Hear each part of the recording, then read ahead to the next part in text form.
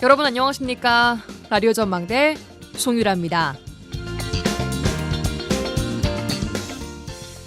모기 잎도 삐뚤어진다는 처서가 내일입니다. 무더위가 지나고 가을에 접어든다 이런 절기죠.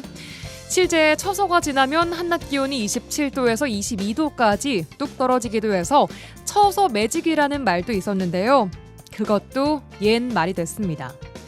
우리 지역 한낮 기온이 오늘도 30도를 웃돌고 있고요. 처서인 내일은 더 올라서 34도, 35도까지 오르는 지역이 있겠는데요. 뜨거워진 바다가 식지 않으면서 찜통 더위가 계속 이어지고 있는 겁니다. 전문가들은 이 더위가 9월까지 가겠다라고 내다보고 있습니다.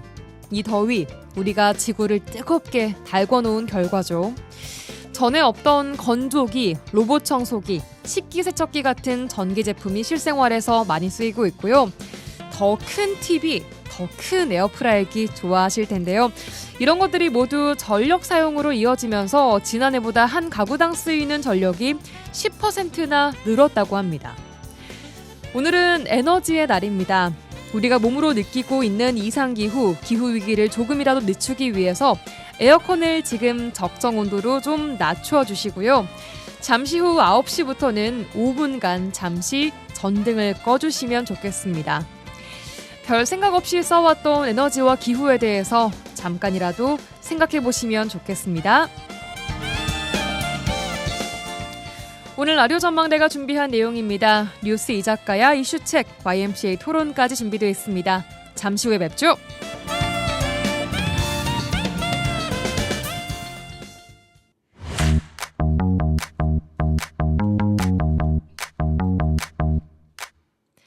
라디오 전망대 8월 22일 금요일 순서 출발합니다. 오늘 같은 불금의 시사 한 잔, 이슈 한 모금, 뉴스 이작가야 시작합니다. 라디오 전망대 이선화 작가와 함께합니다. 어서 오세요. 네, 안녕하십니까. 네, 자 먼저 첫 소식부터 바로 들어가 보도록 하죠. 네. 어제 있었던 순천 서면 레미콘 공장 산재 사고 오프닝에서 잠깐 다뤘었는데 네. 추가 취재해 오셨죠. 네, 사고는 순천시 서면의 한 산업단지 내 레미콘 공장에서 났습니다. 어제 오후 1시 29분쯤 이 공장에서 청소 작업자 3명이 연락이 두절됐다라는 신고가 소방당국에 접수가 됐고요. 네. 구조가 시작된 지 10분 후쯤에 공장 내 지상 간이 탱크 내부에서 의식을 잃은 남성 3명이 발견이 됐습니다. 예. 오후 3시 16분쯤에 60대 남성이 가장 먼저 구조가 됐고요. 이어서 57세, 53세 남성 2분이 구조가 됐는데요. 가장 먼저 구조된 60대 남성은 구조 당시에 호흡과 맥박, 의식이 있었다고 해요. 그래서 인근 병원으로 이송이 됐고 나머지 2명은 심정지 상태로 구조가 됐지만 회복하지 못하고 사망했습니다. 네. 나머지 구조된 한 분의 상태는 지금 어떻습니까? 좀. 네, 소방당국이 구조한 첫 번째 작업자가 의식이 있는 상태로 구조가 됐지만 중태인 것으로 알려졌고요. 구조할 수 있는 공간이 40cm밖에 나오지 않았다고 해요. 그래서 구조에 난항을 겪기도 했습니다. 그리고 탱크 청소에 들어간 동료가 쓰러지자 구조를 위해서 내부로 들어간 작업자까지 변을 당한 것으로 그렇게 알려지고 그 있습니다. 3분 중에 한 분이 구조를 위해 들어간 분이었어요. 네, 맞습니다. 그리고 구조 당시에 마스크 등 안전장비가 발견이 되지 않았어요. 그래서 좁은 공간에서 안전장비를 제대로 착용하지 않아서 피해가 커진 걸로 그렇게 추정하고 있습니다. 네, 사고를 당한 작업자 모두 이 레미콘 공장 직원이라고 하던데 네, 맞습니다. 당시 구체적으로 청소 작업이라고만 나왔는데 어떤 네. 작업을 하고 있던 겁니까? 네, 일단 사고가 난 탱크가요. 레미콘 공장에서 콘크리트 성능을 높일 때 섞는 혼화제를 보관하는 곳입니다. 네. 알려진 바로는 고성능 감수제가 보관되어 있는 12톤짜리 탱크였는데요. 이 고성능 감수제는요. 예. 시멘트를 효과적으로 분산시키고 또 굳는 시간을 지연시킨다든지 강도를 저하시킨다든지 하는 그런 문제를 개선하는 데 쓰이는 화학 물질입니다. 그래요. 네, 사고 당시에 탱크 내부에서는 고농도 유해가스가 검출됐는데요. 이산화탄소 농도가 정상 범위의 약 10배인 3,400 ppm. 네. 그리고 황화수소도요. 적정 기준을 5배 이상 초과한 58 ppm이었던 것으로 조사됐습니다. 네, 고성능 감수제도 저도 처음 들어본 말이고 또 예. 콘크리트 혼화제라는 게 상당히 좀 생소해요. 예, 그렇습니다. 콘크리트가 쉽게 굳어버리는 거를 조정을 해주고요. 질기를 고르게 하고 콘크리트 안에 철근 부식을 억제하고 그다음에 겨울철에 공사를 할 때 이 시멘트가 얼어버리는 거를 막아준다든지 콘크리트 안에 좀 기포를 발생시켜가지고 시멘트 사용량을 줄여주는 이런 다양한 기능을 하는 그 화학 물질을 혼화제라고 합니다. 예. 네, 그래서 국내 콘크리트 혼화제 생산 1위 기업인 S사가 혼화제에 들어가는 30여 가지 그 화학 물질을 환경부에 신고했는데요. 그 배출 목록을 보니까 포르말데히드, 나프탈렌, 아크릴아마이드, 그다음에 메틸알코올, 시클로헥산, 황산 이런 게 들어가 있습니다. 예, 뭐 일일이 다는 모르지만 일단 포름알데히드는 새집 증후군 할 때 나오는 말이었던 것 네, 같은데 맞습니다. 그 주범으로 지목되고 있는 그거 맞죠? 네, 맞습니다. 네, 또 몇몇 발암 물질로 규정된 물질들도 있는 것 같고요. 예.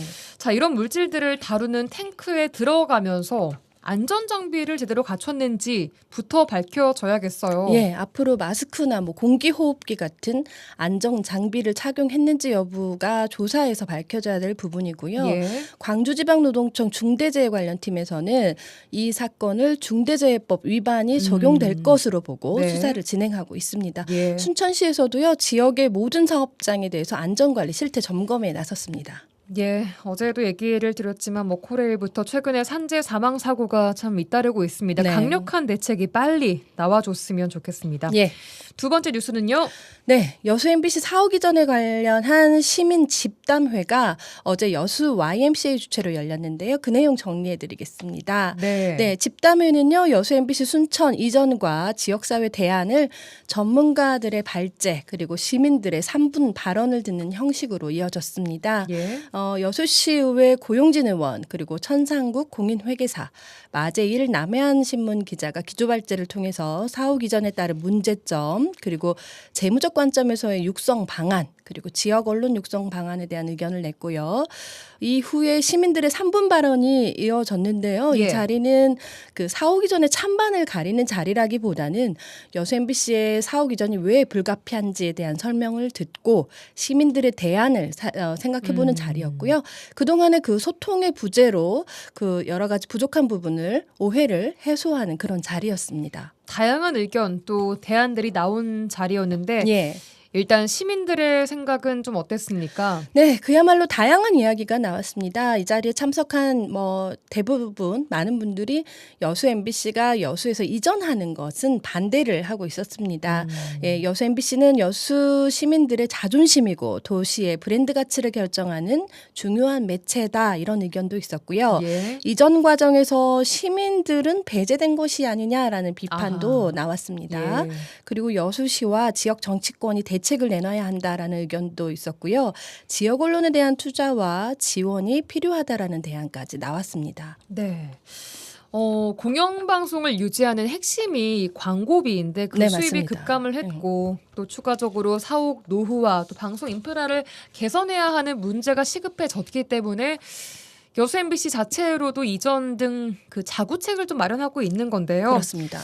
집담회에서 유의미한 대안들 또한 제시가 됐는지 궁금합니다. 네, 유의미한 대안 나왔습니다. 남해안신문 마재일 기자는요, 언론 환경이 급변하면서 지역 방송이 어려움에 처했다라는 현실을 짚으면서 여수만의 지역 언론 육성 지원 모델을 만들어야 한다라고 제안을 했습니다. 예.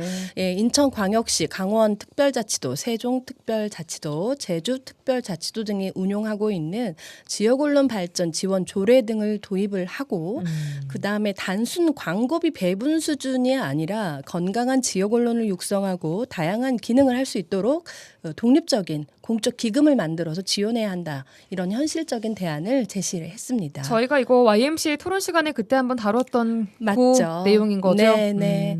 그리고 오는 27일이죠. 여수시 외에 또 시민단체 등으로 꾸려진 여수 MBC 순천 이전 반대 범시민대책위원회가 출범하게 될 텐데 이 명칭도요. 여수 MBC와 상생발전하자라는 의미로 상생발전 시민대책위원회로 변경하는 게 어떻겠냐 하는 그런 제안도 나왔습니다. 예, 알겠습니다. 자, 건강한 토론과 또 논의의 장은 계속 열려야 하고 또 그랬으면 좋겠네요. 네, 뉴스 이 작가야 이선화 작가와 함께했습니다. 고맙습니다. 고맙습니다.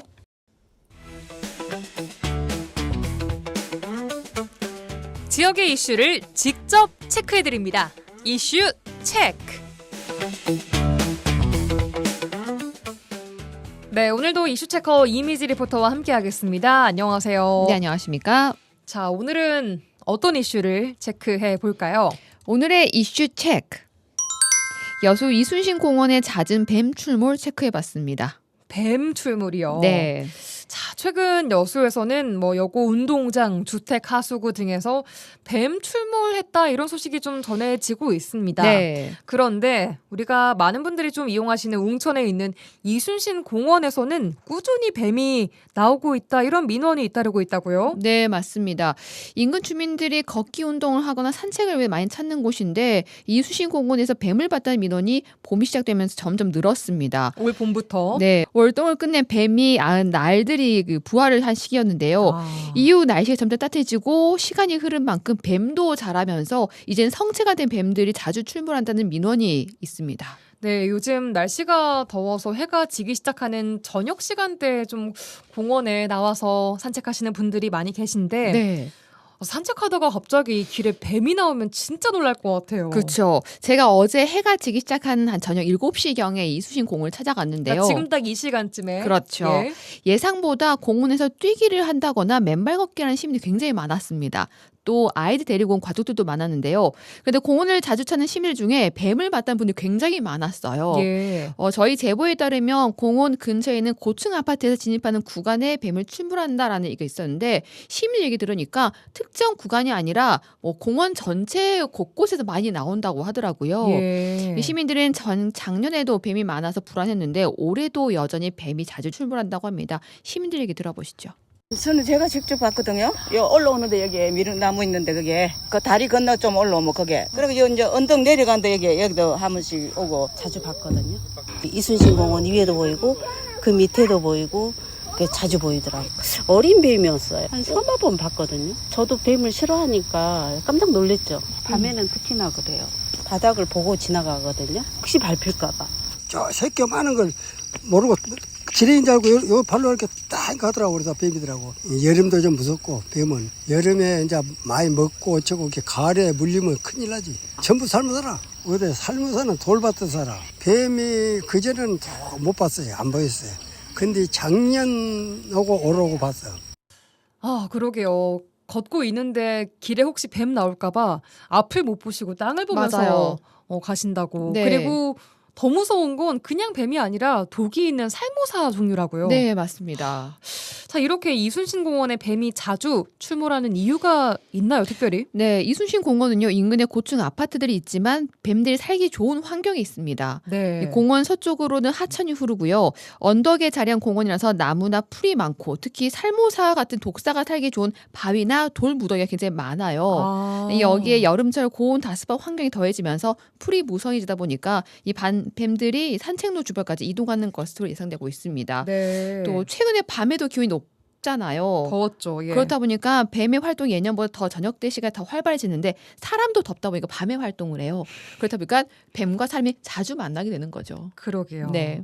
자, 인터뷰에서 한 시민분의 말처럼 가을이 되면 뱀의 독기가 더 바짝 오른다라고 하는데 네. 시민들의 불안감도 같이 높아질 것 같아요. 안전대책 나와야 할 것 같은데. 네. 아이들과 함께 공원을 찾는 시민들은요. 아이들이 잔디밭에 들어가거나 풀숲 가까이에 길을 가는 것조차도 불안하다고 얘기를 합니다. 당연히 그러겠죠. 네, 그래서 시민들이 안전하게 공원을 이용할 수 있도록 대책이 필요한데 대부분 지자체 행정들이 미리 방지할 노력이 없다고 지적을 하고 있습니다. 서늘해져갖고 낮에 못 오다가 밤에 왔는데 못 나올 것 같아요. 어떻게 처리를 좀 해주시면 좋은데요. 오기가 좀. 그래야 여기 애들 엄마들 많이 오거든요. 여기 온사방 풀이고 잔디인데 이제 뱀이 나타나도 쉽게 발견하기 좀 색깔이 그러니 어려운데 나타나면 어떻게 대처해야 될지도 모르겠고. 풀이 자르기 전에는 여기 걷는 데까지 침범을 좀 해요. 나올 여지가 많잖아요. 당연히 뱀을 어떻게 막을 수 있는 조치나 안전 조치를 한다면 그건 참 좋은 선 행정 아닌가요? 뱀도 이렇게 유도할 수 있는 그런 게 많이 있지 않습니까? 뭐 나오는 게. 그럼 하면 좋죠. 요즘 또 안전도 그렇게 강조하는 시기고 모든 안전이 중요한 시기니까 선제적으로 하는 게 좋죠. 네, 여수시에서는 이 뱀 출몰 소식을 알고는 있겠죠? 네. 대책이 여수- 있습니까? 여수시에서도요, 이 뱀 출몰이 잦다는 사실 인지를 하고 있습니다. 인지하고 있어요. 네. 예. 제가 연결을 해보니까 알고는 있더라고요. 그러니까 전화를 했더니 뱀이 또 나왔나요? 라고 여쭤보시더라고요. 이미 여러 차례 민원을 받았다라는 그렇죠. 거죠. 네. 그런데 지자체에서도요, 뱀을 포획할 수 없기 때문에 뚜렷한 대책을 내놓을 수 못하고 있는 상황입니다. 뱀을 왜 포획을 할 수가 없어요? 우리나라에서는 뱀 포획이 불법입니다. 그래도 시민들을 위협을 네. 하는데 네. 이거는 아. 그래서 여수시에서도 민원이 들어오면 119로 인계를 한다고 합니다. 119는 할 수가 있어요. 네. 그런데 이 출몰이 잦은 곳에 뱀 출몰 주의 팻말을 세워놓는 것이 최선이라고 얘기를 합니다. 그럼 지금 공원 곳곳에 뱀 출몰 주의라고 팻말이 세워져 있습니까? 근데 시민들도 이게 굉장히 아쉬워하는 게요. 정말 출몰을 자주 한다는 그 구간이 고층 아파트 인근 그 그리고 뒤쪽에 있는 높게 올라가 있는 그 아파트 쪽으로 가는 그 진입로. 네, 거기하고 뭐 몇 군데만 있고 많이는 없다고 해요. 그래서 시민들도 이렇게 모든 곳에 다 출몰하는데 곳곳만 있다 보니까 이것도 불안하다고 얘기를 하더라고요. 더 많이 확실하게 시민들한테 각인을 시켜줘야 된다. 네, 이순신 공원이 아니라고 해도 워낙 뱀 출몰 소식이 들려오고 있으니까 좀 불안한데 뱀이 출몰했을 때, 뱀을 맞닥뜨렸을 때, 또는 물렸을 때 어떻게 해야 됩니까? 일반적으로요, 이 뱀은 사람을 먼저 공격하지 않는다고 합니다. 공격하지는 않는다. 먼저는. 네, 그렇기 때문에 뱀을 발견하면 큰 소리를 내거나 행동을 크게 하지 않는 것이 좋다고 합니다. 또 야외에서 뱀에 물렸을 때요, 물린 부위를 압박하거나 조이는 행동, 또 고정한 행동은 금지고요. 물린 부위를 심장보다 낮게 하는 게 가장 중요하다고 합니다. 이런 사항에 대해서 여수 소방서 정효기 소방사 얘기 들어보시죠. 뱀이 출몰했을 때 절대 가까이 가지 말고 최소 2에서 3m 이상 떨어져서 이동을 해야 될 것 같습니다. 특히 주택이나 공공장소에서 발견했을 때는 119에 즉각 신고를 하시면 될 것 같습니다. 그리고 야외 활동 시 풀숲이나 돌무더기에 벌초 작업 이런 행동을 할 시에는 긴 팔과 긴 바지를 착용하고 야간에는 손전등이나 불빛을 이용하여 발밑을 확인하면서 이동할 수 있을 것 같습니다. 뱀에 물렸을 때 흥분할 수도 있지 않습니까? 환자가 흥분시키지 말고 일단 침착하게 안정적인 상태를 유지하는 게 가장 중요합니다. 흥분하게 되면 심장이 빨리 뛰어서 독이 더 빨리 퍼질 수도 있고 그래서 움직임을 최소한으로 해서 깨끗한 천등으로 감염 방지를 위해 덮는 행동을 해야 됩니다. 그리고 빨거나 칼로 상처를 내는 행동은 절대 금지됩니다. 감염 및 출혈을 더 야기시킬 수 있기 때문에 금지되며 얼음찜질 같은 것을 하면 혈관 수축으로 독이 빨리 퍼질 수 있기 때문에 이런 행동을 금지해야 될 것 같습니다. 아, 그렇군요. 저도 처음 알았습니다. 네, 뱀에 물렸을 때 일단 독이 퍼지는 걸 막는 게 우선이기 때문에 네. 심장이 빨리 뛰지 않게 침착하기 힘들겠지만 그래도 최대한 좀 침착함을 유지하시면서 네. 물린 부위를 심장보다 낮게 유지를 하고 119에 즉각 신고를 하는 게 방침이겠습니다. 네. 가장 중요한 게요. 뱀을 봤을 때도 뱀에 물렸을 때도 모두 119에 신고하는 게 가장 좋은 방법입니다. 119에 신고. 예. 네. 시민들의 휴식과 건강을 위한 공원이 잦은 뱀 출몰로 인한 불안의 대상이 되고 있습니다. 이 자연과 인간이 안전하게 공존할 수 있는 방안들이 필요해 보입니다. 네, 이미지 리포터와 함께했습니다. 고맙습니다. 네, 감사합니다.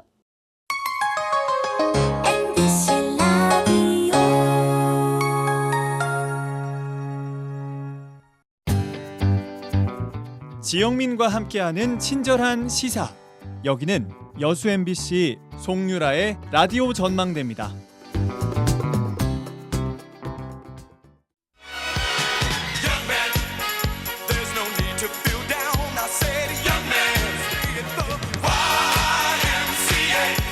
지역의 대표 스피커 두 영맨들의 화끈한 토론 한판 YMCA 토론 시간입니다. 오늘도 두 영맨 여수와 순천 YMCA 김대희 김석 총장님 스튜디오에 나와 계십니다. 두 분 어서 오십시오. 네, 안녕하십니까. 안녕하세요. 네, 안녕하세요. 한 주간 또 어떻게 보내셨습니까? 네, 저는 이번 주 내내 그 에너지의 날 행사 준비 때문에 서울을 좀 자주 오르락내리락 했는데요. 요즘 왜 이렇게 바쁘세요? 요즘 거의 일주일에 에너지 시민연대 대표님이시죠? 네, 에너지 시민연대 공동대표라서 전국 대표님이십니다. 저희가 그래요? 23년 전이었죠. 에너지 시민연대가 23년 전에 여름철 온도가 가장 높은 날이 23년 전이니까 2004년도 이때는 8월 22일 전후로가 가장 높았었어요. 예. 온도가 높아서 에너지 전략과 기후 변화에 대응하고자 국민 참여 행사로 8월 22일을 에너지의 날로 정했거든요.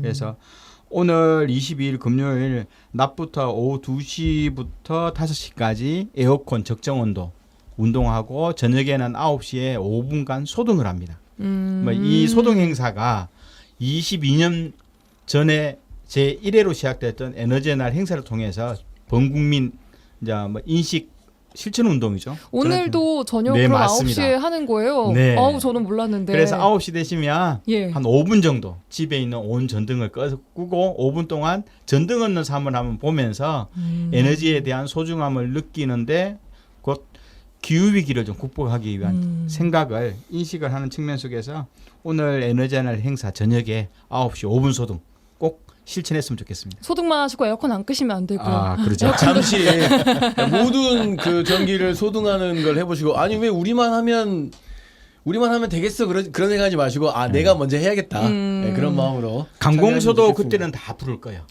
그래요. 물론 이제 을지훈련 기간이라서 대부분 국가 공공기관 강공소는 비상대기를 하는데 9시에 5분 모든 공공기관이 불을 끄게 됩니다. 그렇군요. 오늘 밤 9시 기억해야겠습니다. 5분간 9시부터 9시 5분까지 소등 행사에 함께 참여해 주시면 또 좋겠습니다.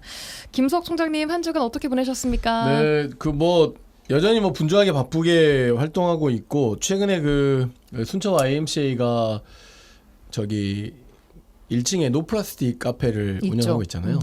이제 이 카페가 스타벅스가 재능 기부 카페로 좀 지원해서 안에 내부를 리모델링 해줬잖아요. 맞아요. 그러니까 특정 기업을 홍보하려고 하는 게 아니라 매년 2차례 정도 이렇게 바자회를 하거든요. 그래서 텀블러 3개 종류를 그냥 아주 바자회 목적으로 우리에게 기부를 해줍니다. 그래서 그것을 시민들에게 커피 업체에서요? 예. 특정 비용을 이제 받고 이제 저희가 그 텀블러를 나눠드리기도 합니다. 이건 다른 게 뭐냐면 재능 기부 카페를 만들어줬는데 좀 더 매출에 좀 신경을 써야겠다라고 하는 것을 어떻게 지원해 줄까라고 하면서 이제 그 기업에서 매년 하고 있는 건데 그것이 이제 오늘 22일 날 오늘 그 재능 기부 카페의 활동을 열심히 했고 네. 또 지난 그 20일 날에는 우리가 여기서도 여러 차례 방송했는데 그 경전선 순천시 도심 통과 문제에 대해서 굉장히 저희가 오랫동안 이야기했었죠. 예, 노광주 예. 시장 이전에 허석시장 때부터 시민대책가 만들어졌고 노광주 시장 되고 나서 원희룡 장관이 와가지고 우회할 거냐 이런 논의가 됐는데 최근에 상황을 살펴보니까 지중화로 최종적으로 결정되어 가고 있는 과정인 것 같아요. 그러면서 거기에서 따른 어떤 총액 그러니까 비용이 증가하는 총액 비용을 지금 기재부랑 협의하는 과정이고 총액 비용이 혹시 증가됐을 경우에 예비 타당성 조사를 해야 되는 조건이 된다고 하면 그걸 면제해달라고 하는 상황이 된 것 같은데 이와 관련해서 이제 기존에 시민대책위가 지금 8월 20일 날 모여가지고 그런데 다 좋은데 이게 목포에서 부산까지 이렇게 양쪽 그러니까 영남과 호남을 연결하는 도로가 이 경전선이 가지고 있는 주요 목적이잖아요. 그래서 경전선이란 말입니다. 근데 이게 순서가 좀 틀려먹은 것 같아요. 무슨 이야기냐면 순천 보송간이 먼저 착공돼서 목포 부산을 먼저 연결해야 되는데 이게 나주 보성 송정 이거 연결한다고 하더라도 사실은 운행되기 사실적으로 어려운 거거든요. 그렇기 때문에 빨리 목포와 부산 간을 연결하는 이 순천 보성간 이 경전선 전철화를 조기 착공하고 그다음에 지중화도 지금 단선화로 계획하고 있지만 가능하다면 복선화로 다시 추진하고 그러면서 공공철도 실현을 위한 어떤 순천 시민행동 그걸 대책위를 구성하기로 했습니다. 그래서 공교롭게 제가 공동대표를 맡게 됐고 그래요? 네. 역시 대표님들이 여기 이렇게 화요일 날 기자회견을 하기로 했습니다. 왜냐하면 이거 공공철도 실현에 되게 중요한 요소는 이런 거죠. 만약에 폐선 부지가 나온다고 하면 폐선 부지를 공공의 목적으로 공원이든 놀이터든 다양한 공공의 목적으로 사용할 수 있도록 그런 것들을 좀 추진하기 위한 시민행동회의가 철도 호남본부 차원에서 준비가 됐었고 지난 20일 날 그 철도 노조 2층에서 회의를 개최한 바 있습니다. 많은 앞으로 관심을 좀 부탁드리겠습니다. 갖겠습니다. 저희 지켜보겠습니다.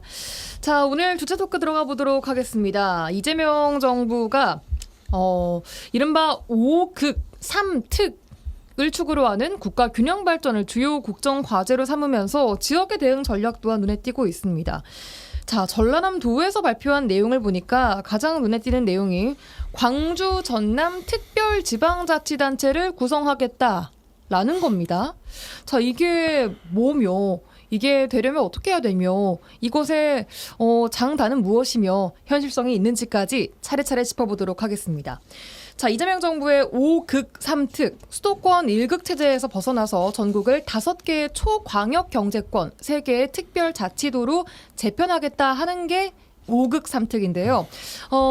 그냥 이 말만 들었을 때는 이게 뭐야? 저도 싶었거든요. 처음에는 5극이 뭐지? 했는데 이 1극 체제를 좀 벗어나겠다라는 좀 의미입니다. 자, 이런 구성에 대한 생각부터 좀 들어보겠습니다. 김대희 총장님. 네, 뭐 제가 보기에는 큰 방향은 좋다고 봐요. 예. 수도권 1극 체제로 인해서 지방은 소멸 위기 또 인구와 자원이 불균형적으로 사용됨으로써 국가 운영이 굉장히 어려운 미래를 장담하기 힘든 상황이라서 이를 근본적으로 전환하기 위한 대책으로서 결국은 5극 권역이죠. 광역 권역별로 하고 3특은 전라남도가 이거 추진하다가 전라남도 특별자치도였죠.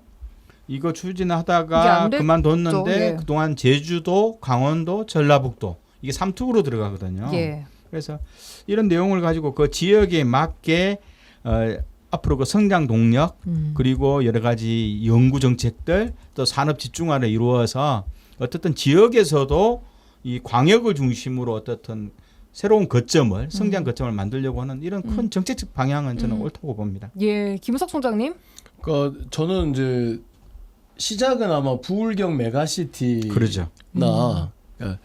뭔가 이렇게 수도권에 과밀화되고 집중화되어 있는 자원과 재정과 사람의 문제를 그래도 나름대로 부산, 울산 광역 도시가 집중되어 있었던 부산, 울산, 뭐 포항, 경남 뭐 이 주변 지역의 산업 구조뿐만 아니라 인구 밀도도 낮아지고 있고 이런 것들에 대한 위기감이 좀 느껴지는 가운데서 부울경 메가시티가 오래전부터 문재인 정부 시절 때부터도 이야기됐다가 예.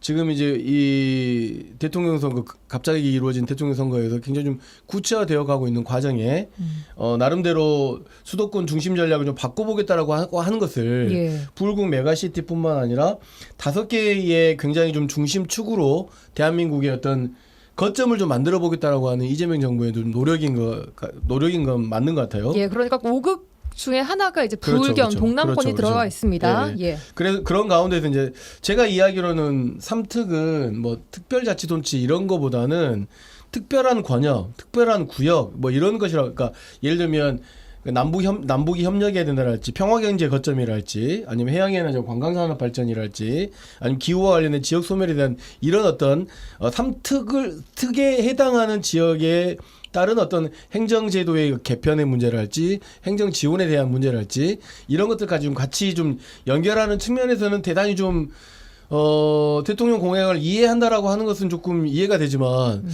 조금 좀 어렵다. 조금 어렵죠. 어렵고 예.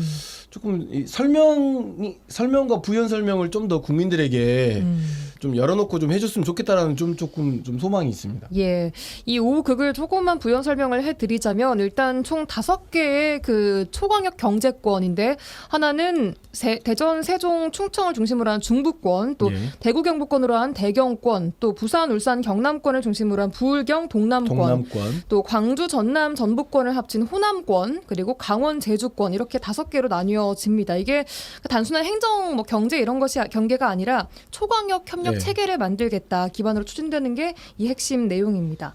자, 이런 초광역 경제권의 경우에 특화 발전시키겠다라는 산업 분야가 좀 분산이 되어 있더라고요. 각각의 내용을 좀 보셨습니까, 김대희 총장님? 네네. 내용을 봤는데 큰 틀에서는 이렇게 그 5국 체제로 각각의 산업적 그 집중 분야를 구분을 해놨는데 예. 실제로는 이 해당 지역이 과연 양보할까? 양보할까라는 게 무슨 말이에요? 그 뭐냐면 예를 들어서 뭐 부산 경남 네. 이쪽도 에너지 영역이 있어요. 예. 그렇다고 해서 호남권에 에너지 특화 영역을 주겠다고 하는데 과연 될지. 그러니까 누구나도 관심을 가지는 IT라든가 바이오 여기도 사실상 전남이나 경북이 서로 눈독을 들이는데 이런 사업은 수도권으로 배치해놨어요. 이제 고급 인력 그리고 R&D가 집중화될 수밖에 없는 이런 영역들은 특정 지역으로 다 몰았는데 그러면 나머지 지역은 기회 뭐 창출 효과들이 다 없어지는 거잖아요. 그래서 과연 이게 합당한 건가? 그리고 이러한 그 권역별 미래 전략 산업들이 과연 합의가 서로 된 건지 뭐 거기에 대한 좀 측면이 있고요. 그리고 광역별로 기존에 있던 자치단체하고 권한과 재정이 또 분리해야 되는데 맞아요. 여기에 대한 미묘한 입장들 이런 것들이 있어서 일단은 새로운 미래 전략 산업들을 어떻게 설정할 것이에 대해서는 좀 더 중첩되는 부분이 많아요. 그래서 이제 공연마다 이 광역마다 이것을 어떻게 해소할지 좀 더 디테일한 논의들은 더 필요한 실정이라고 봅니다. 예, 그러니까 이 지역은 이 산업이 특화되어 있어라고 나눠놨는데 그것을 그 권역 자체가 스스로 인정을 할 것인가. 예, 맞죠. 우리는 이것도 잘하는데 저것도 잘해 우리도라고 지금 받아들일 수 있다라는 거 예를 들어서 아닙니까? AI 영역은 예. 부산도 AI, 부산 울산도 AI고요. 서울도 다 AI예요. 예. 근데 이거 과연 호남에 국립 AI하고 센터. 특히 이제 농생명 바이오 산업을 집중한다 그랬어요.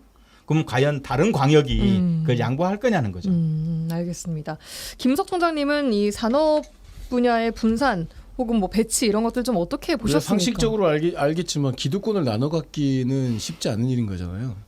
그러니까 산업이 분산시킬 수 있다라고 하는 건 굉장히 권위적인 발상일 수 있죠. 권위적인 발상이라고요? 무슨 이야기냐면 결국은 필요한 곳에 기업이 득이 되는 곳에 어떤 뭐 단지를 조성하고 이렇게 될 텐데 그게 이제 정부의 이제 정부가 조력하고 함께하는 것을 통해서 뭔가 이제 분산 배치해 보겠다라고 하는 것은 유미한 것이지만 결국은 산업적 영향에 따라서 특성에 따라서 그렇게 될 거라고 보여지는 이제 여기서 이제 그것보다 더 중요하게 여겨지는 그런 것 같아요. 이제는 지방 살리기라고 하는 개념이 있다고 한다면 예. 난 그래서 수도권에 비해서 지방을 어떻게 살릴 거냐라고 해서 자꾸 균형 발전 이야기했던 것을 예. 일단은 그냥 5개 큰 거점을 만들어 놓고 그러니까 수도권에 영향 없이 자립할 수 있는 근거를 만들겠다라고 하는 것은 되게 조금 의미 있는 것 같고 예. 저는 이제 이 지금 그 어떤 근거 없이 산업 분야가 어떻게 배치되느냐 이런 것보다는 이 공약을 실현하기 위한 법 개정이랄지 또는 더 많은 사람들의 의견과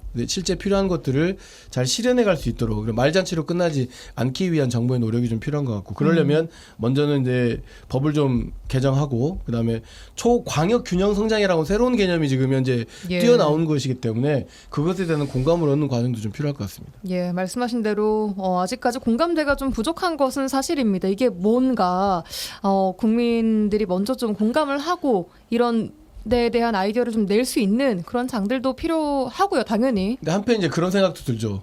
위기 저성장 국가에서 가질 수 있는 상황에서 뭐라도 해보려고 하는 그 시도는 좀 긍정적으로 좀 볼 필요는 있겠다 싶습니다. 알겠습니다. 자, 가장 관심을 끄는 대목이 이제 지역에서는 광주, 전남 특별지방자치단체를 구성하겠다. 라는 겁니다. 당장 다음 주 수요일입니다. 27일에 이것에 대한 선포식을 하겠다라는 건데요. 심지어 이거 행정통합 이야기까지 나오고 있습니다. 처음에 딱 보고 광주랑 전남을 그럼 통합하는 건가? 이게 뭐지? 라는 생각을 많은 분들이 뉴스 보신 분들은 하셨을 것 같아요. 일단 이 특별지방자치단체 개념 정리부터 차근차근 좀 해주실까요? 김대희 총장님? 네. 강주 전남 통합하고요. 또 전라남도 특별자치도 추진. 그동안에 이제 김영록 도지사는 제주, 전북, 광원처럼 전라남 특별자치도죠. 그렇죠. 이걸 추진을 하다가 이게 이제 사라졌어요. 근데 이제 문제는 완전히 사라진 건지 모르겠지만 강주 전남 통합은 말 그대로 행정 통합입니다. 법적, 재정적, 그리고 행정적 완전한 통합을 의미하는 거니까 강주 전남도 지방자치단체장이 한 명입니다. 아니 근데 특별지방자치단체를 구성하겠다는 것은 행정통합보다는 낮은 단계 아닙니까? 네, 일단? 그러니까 그건 뭐냐면 강주 전남 통합은 도지사든 시장이든 한 명만 가는 거예요. 예. 예산도 다 통합이고요. 행정통합은 네, 모든 행정조직들이 통합되는 겁니다. 예. 한 명의 지방자치단체장을 중심으로 이루어지는 것이 강주 전남 통합인 거고요. 지금은 이제 광주시장에 있고 전남도지사가 있는데 네, 이거 한 명으로 통합하는 통합된다라는 것이고. 네. 그러면 이제 예를 들어서 이 통합된 자치단체의 도청이나 시청은 어디로 가겠습니까? 광주로 할지 목포로 할지는 아니 뭐 무안으로 할지는 남학으으로 할지는 결정된 바는 없지만 그 자치단체장이 새로 선출되면 그 사람이 있는 도청도 바뀌게 되는 거죠. 예. 이제 이것이 이제 광주 전남 통합인 거고요. 행정 통합인 것이고. 네, 갑작스럽게 나온 거죠. 예. 이건 민선 7기 때부터 실패했던 거고요. 예. 그리고 전라남 특별자치도는 예. 아까 김석 총장님이 말씀했다시피 재정적 그리고 특별 예외 지원을 주는 거예요. 재정 지원이라든가 예. 여러 가지 규제 완화라든가 예. 뭐 이렇게 해서 그 도의 특성을 살리는 거니까 전라남 특별자치도는 그대로 전라남도가 존재하는 걸 의미하는 거거든요. 예. 그러니까 이게 현재 정확한 방향이 뭔지 내용도 없이 27일 날 저는 이게 선포식을 한다길래 이해가 좀 안 되는 이유가 이런 거에 대한 합의도 없이 어떻게 선포를 할까 하는 좀 그런 의문점은 좀 존재합니다. 다음 주에 선포식을 하겠다고 얘기를 한 것은 광주, 전남, 그러니까 이 둘을 엮는 특별 지방자치단체를 만들겠다라는 것이었거든요. 이게 좀 갑작스러운 느낌이 들긴 그러면 합니다. 이제 그 하위적 개념으로 전라남도는 특별자치도가 아니잖아요. 예. 그러면 도의 기구를 인정할 거냐는 거죠. 그래서 그런 문제들도 해결 안 됐는데 어떻든 그동안에 전라남도 김영록 지사는 전라남 특별자치도를 전남만으로 전라남도만 독자적으로 특별지위를 확보하고 여러 가지 정부의 예산 특혜라든가 맞춤형 지원을 받으려고 했던 측면에서 예. 특별자치도를 추진했었는데 예. 그럼 기존 정책은 포기하고 광주 전남 행정통합으로 가는 건지 뭐 이런 문제가 있고요. 저는 예. 그러면서 이왕이면 광주 전남이 하나의 행정 단위로 통합한다면 차라리 광주 전남을 4개의 권역으로 나누는 게 어떻냐. 서부권, 다시 동부권. 나누자고요? 지금 통합 네. 얘기하고 있는데. 아니요. 그 단위의 예. 너무 초광역이잖아요. 이게 어떻게 보면 연방제에 준할 정도로 거의 연방 정부 다음에 그 권역 정부를 의미하는데 어떻게 이게 기초 시군까지 영향을 가겠어요. 그럼 동부권 인구 한 70만 단위 나누는 게 어떠냐. 서부, 동부, 뭐 중부, 북부로 나누어서 예. 가야지. 그럼 모든 것은 강주로 다 휩쓸릴 건데 그 동부권 지역은 인구도 7, 80만 경제나 생활 모든 것이 문화, 역사, 교육들이 비슷비슷한데 예. 여기에 대한 독자성과 자율성들이 없어지는 형태로 갈 건데 새로운 좀 대안들이 만들어지면서 선포식을 하면 좀 좋았다 하는 느낌이 좀 있어요. 그러게요. 일단 행정통합 이야기를 먼저 해주셨는데 지금 나오고 있는 특별지자체 같은 경우에는 어쨌든 뭐 각 시나 도의 정체성은 유지를 하면서 어떤 특정 사무를 공동으로 처리하겠다라는 구조 아닙니까? 협력기구의 협력 구조? 수준에서 좀 더 좀 밀착된 거지만 행정통합은 전혀 다른 문제일 수 예. 있는 거죠. 어떻게 보셨습니까? 이번 저는 발표에 이제 대해서? 협력해야 된다 또는 정책을 추진하는 데 있어서 경쟁하지 말아야 된다. 그다음에 호남권을 위상을 강화해야 된다. 뭐 이런 것들은 굉장히 좀 의미 있는 일이라고 생각을 해요. 예. 광주에는 옛날에 다 하나였기 때문에 그러나 이제 이 과정이 이미 광역자치단체로 둘이 지금 분리되어 있는 상황에서 예. 특별자치 5국 3특을 이야기하고 있는 과정에서 광주전남 특별지방자치단체를 넘어서는 행정통합까지 지금 현재 거론되고 있는 것은 상당 부분 좀 단계적 추진이 좀 필요하다고 생각해요. 그리고 계속 이야기하지만 뭐 시민들에게 좀 물어보기도 하고 방금 김대희 총장님도 만약에 통합한다고 하면 4개 권역을 좀 나눠야 된다 이런 다양한 의견들이 나올 수 있잖아요. 그런 의견들을 듣기 위한 좀 준비가 좀 필요한 것이다. 예. 그다음에 무엇보다 중요한 것은 우리가 이렇게 하려고 하는 것은 중앙정부에 얼마나 특별한 지원이 있느냐 없느냐 이것도 굉장히 중요하지 않겠습니까? 그럼요. 그러려고 하면 중앙정부의 지원을 만들어내기 위한 법체제도 좀 정비를 해야 되고 그다음에 그런 구조가 있는지 여부도 좀 판단하게 해야 되고 예. 3특에 걸맞게끔 실제 우리가 광주전남이 통합한다고 했을 때 벌어질 수 있는 시너지 효과를 벌어낼 수 있는 산업 구조는 어떻게 형성하겠다라 할지 뭐 이런 것들이 좀 먼저 같이 토론되는 문제 제안을 지금 현재 이슈를 던졌으니까 지금이라도 좀 단계적 시민참여 공론화 과정을 좀 거쳤으면 좋겠다. 개인적인 의견을 묻는다라고 한다면 예. 행정통합까지 가는 문제는 뭐 지금 당장 결정할 수 있는 문제는 아니고 예. 내년 지방선거를 비롯한 앞으로 남은 과제이기 때문에 충분한 논의가 좀 있어야지 성급하게 좀 추진되지 않기를 바라는 마음이 있습니다. 예, 그럼 특별지방자치단체가 잘 이루어지려면 가장 우선적으로 확보돼야 할 건 뭐라고 보십니까? 아까 뭐 지원도 나왔고 법 얘기도 나왔었는데 김대희 총장님? 저는 이게 좀 추진하려면 신속하고 연속적인 내용을 뒷받침하는 행정적, 제도적 그리고 재정적 뒷받침이 없으면 이건 말짱 도루묵이다. 이렇게 생각하는 거고요. 예. 아직 정부도 여기에 대해서 지방자치법이라든가 여러 가지 행정구역에 대한 법 체계들 또 현실적으로 현재 국세와 지방세가 한 7대3 기준이거든요. 현재 운영이. 그러면 예. 이거 한 6대4나 5대5 정도로 나눠야 되는데 조세 정책도 근본적으로 바뀌어야 되는 측면도 있고요. 예. 여기에 뒷받침되지 않으면 이건 추진 못하는 거거든요. 예. 그런 측면 속에서 좀 더 내용들이 디테일하게 나왔으면 좋겠고 무엇보다도 주민들 간에 예. 또 지역 도민들 혹은 또 시민들 간에 있어서 좀 이해를 받고 뭐 여러 가지 추진력을 받으려면 예. 좀 공감대를 형성하는 측면이 좀 좋겠다 하는 측면이 있고 예. 무엇보다도 지역 인재라든가 지역의 산업 생태계를 구축하는 문제이기 때문에 지역의 좀 다양한 전문 대학들하고 그죠? 기관들하고 같이 좀 공론화하는 과정 속에서 그림들을 만들 필요는 있겠다. 빨리 가는 건 좋은데요. 빨리 가서 되돌아올 수 없을 정도로 그냥 공고하게 하는 것도 좋지만 이게 너무 도지사하고 시장 중심으로만 가버린다 하는 것이 좀 아쉽습니다. 예, 김석 총장님, 뭐가 가장 우선 확보돼야 된다고 보세요? 뭐가 가장 우선이 아니고 그 모든 게 다 중요한 상황이거든요. 그러니까 돈은 어떻게 마련할 거냐. 두 번째는 특별자치도로 간다고 한다면 예. 저는 이제 의회가 대단히 중요하다고 생각하는데 공동의회를 어떻게 구성할 거냐 뭐 이런 것들까지도 고민들 좀 설정해야 되고 어차피 만약에 두 양 도가 통합한다고 하면 그 주민투표를 통해서 결정하긴 하겠지만 그러기 전에 더 많은 이게 갈등으로 가면 안 되잖아요. 예, 그렇기 위해서라도 조금 좀 개방적이었으면 좋겠다 싶습니다. 예. 지금 딱 보기에 속도가 굉장히 빠르게 진행되고 있는 것 같은데 이렇게 서두르는 이유는 뭐라고 보십니까? 김대희 총장님.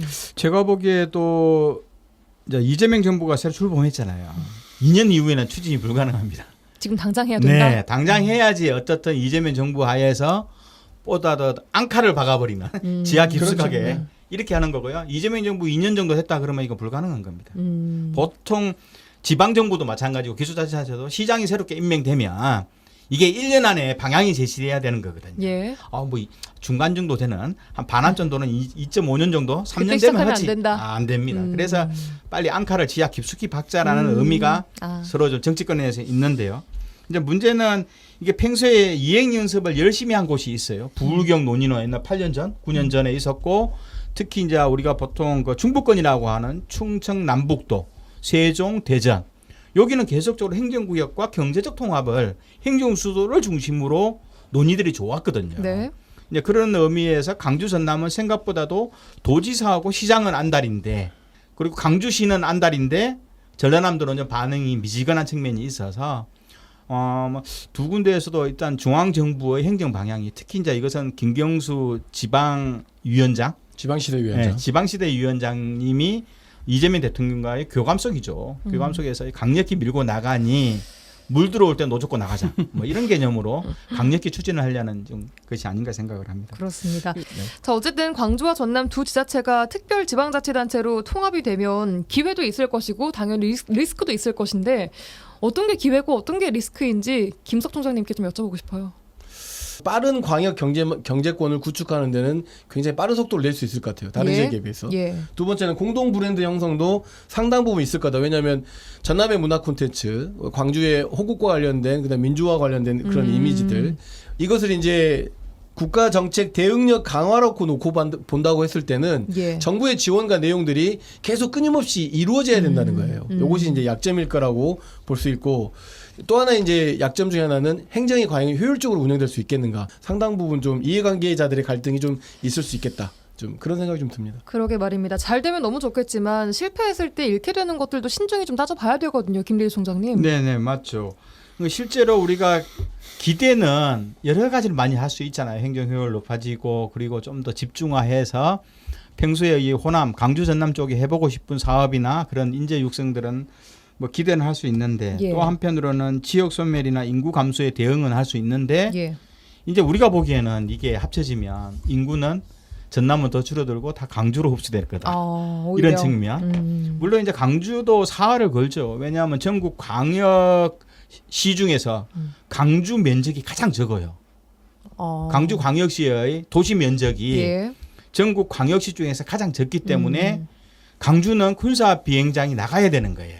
이 200만 평이 넘는 거대한 땅이 새로운 강주의 성장 동력의 거점으로 자리할 수밖에 없는 구조인데 그렇다 보면은 우리가 좀 더 혐오하거나 여기 있으면 안 되는 소각장이라든가 이런 건 다 전라남도로 밀고자 하는 거거든요. 예. 그리고 뭐 의료라든가 IT라든가 교육이라든가 문화는 다 강주로 가져가고 싶은 그런 욕심이 이제 서로 간에 있는 거예요. 이해관계가 부딪힐 수밖에 없겠죠. 그러면 리스크 예. 문제는 그러면 여기 갈등만 그 관역 내에서의 지역 갈등만 더 높아지는 거죠. 그래서 결국은 이렇듯 지역 간의 이해는 여전히 다를 거다. 그래 지역 간의 갈등 문제 그리고 그래서 충분한 준비 과정이 필요하다. 예. 저는 이제 그렇게 말하고 싶고요. 그리고 주민 반발이 좀 있을 수밖에 없을 거다. 당연히요. 예. 네, 그래서 이것을 정치적으로 어떻게 잘 해결할지 좀 거기에 대한 여러 가지 준비 과정이 그래서 시간을 두고 좀 천천히 하되 속도는 좀 빠르게 갔으면 좋겠다 하는 겁니다. 알겠습니다. 오늘 여기까지 들어야 될 것 같습니다. 또 뭔가 추가적으로 발표가 되면 다시 또 논의를 해보도록 네. 하죠. 김대희, 김석 여수와 순천 YMCA 총장과 함께했습니다. 두 분 고맙습니다. 네, 감사합니다. 라디오 전망대가 8월 22일 금요일에 준비한 내용은 여기까지입니다. 저는 다음 주 월요일에 돌아오겠습니다. 구성 이선화, 연출 송유라였습니다. 고맙습니다.